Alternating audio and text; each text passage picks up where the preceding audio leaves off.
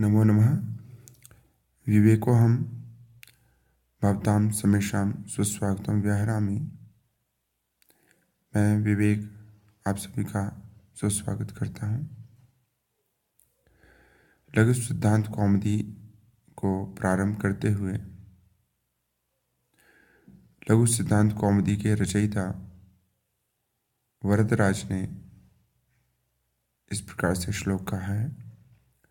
नत्वा सरस्वतीं देवीं शुद्धां गुण्यां करोम्यहं पाणिनीये परिवेशाय लघु सिद्धांत कौमुदी। अर्थात सरस्वती देवी जो कि शुद्धाम अर्थात दोष रहित, गुण्याम अर्थात गुणों वाली, दोष रहित गुणों वाली सरस्वती देवी को नमन करके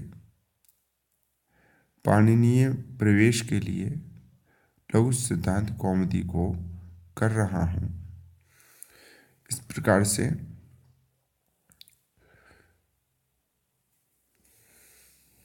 पुनः फिर संज्ञा प्रकरण सर्वप्रथम है। इसमें प्रत्याहार सूत्र, इन प्रत्याहार सूत्रों में को माहेश्वर सूत्र भी कहा जाता है और इन्हें शिव सूत्र भी कहते हैं।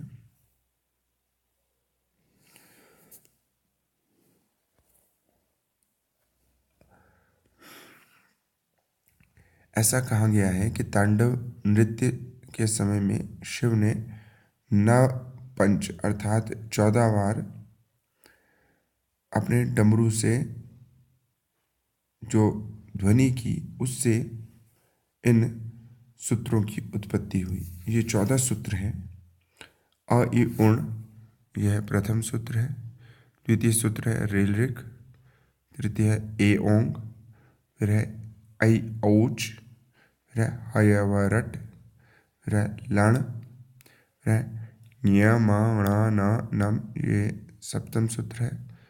फिर अष्टम है झ भय, नवम है घाढ़ादश, फिर ज बगड़दश, फिर ख फ छ ठ थ छ ट तव, फिर है क प य, फिर है श श सर, और फिर अंतिम 14वां सूत्र है हल।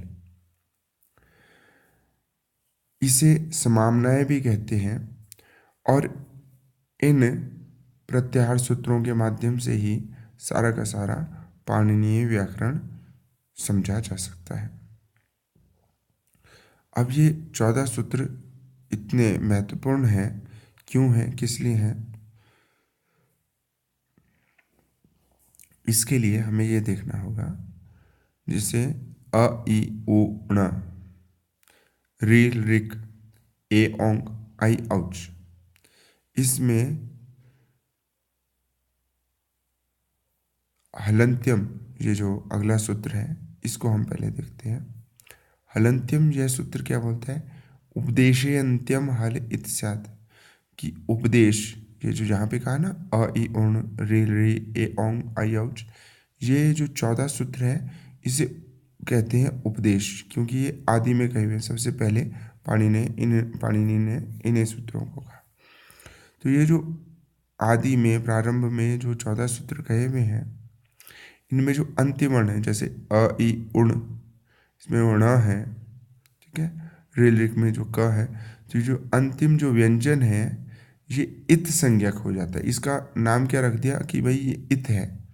न इत है, क न इत है, क इत है, फिर अ इत है, च इत है, फिर ट इत है, फिर ण इत है, फिर म इत है, फिर ञ इत है, फिर ध इत है, फिर श इत है, फिर व इत है, फिर य इत है, फिर सर इत है, और यहाँ पे ल इत है। तो जो अंतिम जो व्यंजन है, व्यंजन को हल भी कहते हैं, ठीक है। तो वो इत संज्ञक है। दूसरा सूत्र है अदर्शनम लोपः। अदर्शनम लोपः मतलब जो दिखाई ना दे, जैसे अ इ उ ण, ठीक है, ऋ ऋक, ये तो सब दिखाई दे रहे हैं। मान लो मैं ये कहूँ कि यह ण जो है इसका लोप हो गया, ठीक है, तो मतलब ये दिखाई ना दे। अदर्शनम लोपः मतलब जो दिखाई ना दे। तो तस्य लोपः सूत्र ये बोलता है कि ये जो ण है, जैसे अ ई उ, उसके बाद जो ण है वो ण जो है जिसकी इत संज्ञा हुई है, ठीक है, हमने ये बताया ना कि हलंत्यम ये सूत्र है, इससे अयुण, यहाँ पर जो अंतिम जो ण है उसकी इत संज्ञा होती है। अंतिम क की इत संज्ञा है, फिर वहाँ की इत संज्ञा, च की, इस प्रकार से जो अंतिम जो व्यंजन है उसकी इत संज्ञा, ठीक है जी, इन 14 सूत्रों में। तस्य लोपः सूत्र बोलता है कि भाई जिसकी इत संज्ञा होती है उसका लोप हो जाता है, ठीक है। तो ण का, क का, ङ का, च का, ट का, इनका लोप हो जाता है और शेष क्या बचता है?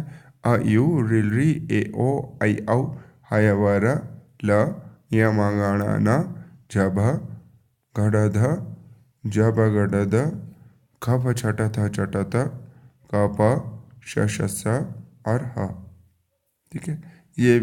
ये स्वर और ये व्यंजन ही बचते हैं।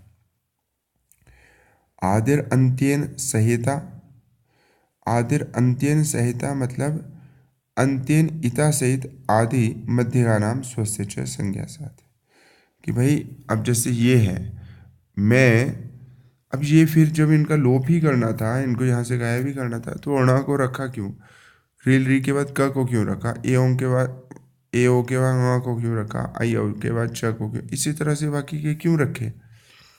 तो उसके लिए क्या है कि जैसे किसी ने कहा अण, अ ई उ है और फिर है अण, पर हमने बोल दिया अण, तो अण का मतलब है कि अंत्येन सहित, अंत्य जो इत है, अंत्य इत क्या है? अण जो है इत संज्ञक है, हमने पहले कहा ना किया, जो अंतिम हल होते हैं उसकी इत संज्ञा, अण की इत संज्ञा, अंतिम जो इत संज्ञक है वो, ठीक है जी, इता सहित आदि, ये जो आदि में है अ जो है वो आदि का मतलब अपना, अ का, और ई उ इसकी बोध कराता है, ठीक है जी, वो इसको कहता है इसकी। तो जब कोई अण कहे तो अ ई उ ये तीन व्यंजन ये समझे जा सकते हैं।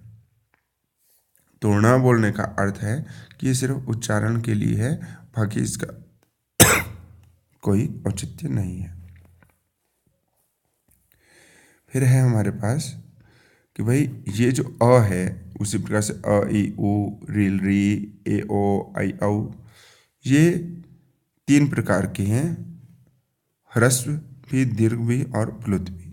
तो ऊ कालो जरस्व दीर्घ, ऊ कालो जरस्व दीर्घ प्लुत, इस सूत्र का मतलब कि ऊ काल वाला जो अच है, जो स्वर है, वो ह्रस्व, दीर्घ और प्लुत तीन प्रकार का होता है। मतलब उ ये ह्रस्व, उच्च ये या ऊह ये हो गया दीर्घ, और ऊ ये हो गया प्लुत।